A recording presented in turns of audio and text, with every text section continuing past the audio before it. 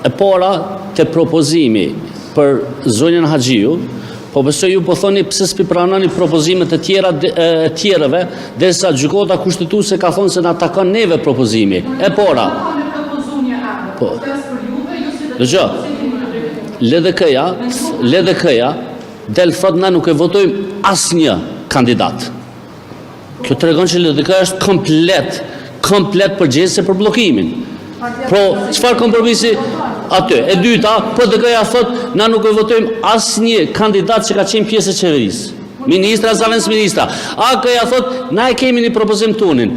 Propozimin na takon neve, edhe derisa dikush nuk ka një arsye të shëndosh që dele kundërshton zonjën Haxhiu, na smundemi ju nështru dëshirave të opozitës.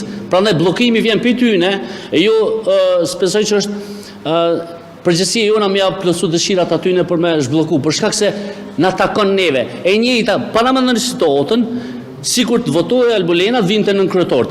Po na ta bllokonim, ju gjithë kishit thonë pse pe bllokonin në kryetorën, është propozimi i LDK-s, ju s'do të mu vetë për ato. E na po thojmë, edhe ka qenë një për ofertave, që hajde e bojmë si pako. Edhe kryetorin e kuvendit, edhe në kryetorët i votojmë si pako. Unë s'po tham, kënë kam e qitë LDK, mbase mas mu mësë më pëlqy. Por na s'po javë shtym aty në idenë që na me javë dhonë propozimin cili me qenë në kryetori i LDK-s e asi PDK-s.